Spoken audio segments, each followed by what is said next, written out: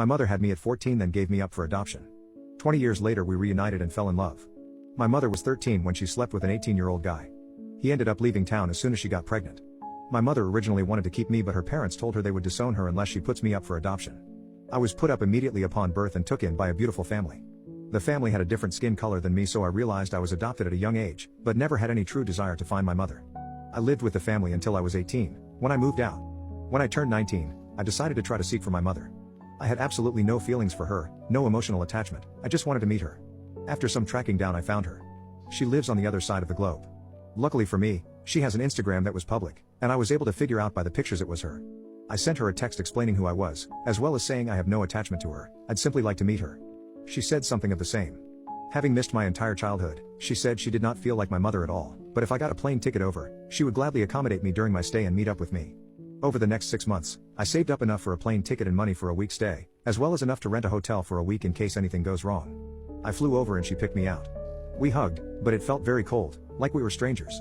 We got back to hers and started talking. I filled her in all about my life, where I work, told her I have no plans for college, etc. She did the same, and that's when I found out why I was adopted, and that she had me at such a young age. This is the moment I cried, and I felt a connection towards her, not a motherly one, but a romantic one.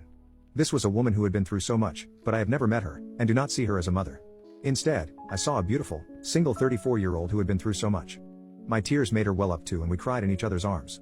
I felt a connection between us, and I'm sure she did too, as we looked at each other's lips after pulling away from the hug, but we did not kiss. The rest of the trip went fine as we caught up and went out on little lunch dates and whatnot.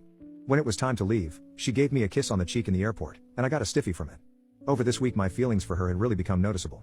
We stayed in contact, my feelings for her grew stronger, and I found myself fantasizing about her at night sometimes. Another 3 months later, she was the one to fly out. I had a small apartment in which I lived alone and told her she was welcome to stay. She would be staying here for 5 days. On the third night is when it happened. It was the first time we had shared alcohol together, maybe 3 glasses of wine each, and she started rubbing my thigh slowly. I looked at her, and thought to myself that this is wrong, but I couldn't help but see her as a romantic partner, not my mother. I leaned in and kissed her, and she kissed back. One thing led to another and we had intimacy on my single bed. My post-nut didn't even kick in. Afterwards, I was just happy. We discussed it next morning, and told each other we would not rush this, and looked into potential therapy, as in the back of our minds this is wrong, but considering we never saw each other as son and mother, we couldn't help but feel it. She flew out at the end of the 5th day, and we have been texting ever since. Our texts can get spicy at night, and we mutually confessed feelings for each other, but due to the long distance, we're not sure if we can make this work.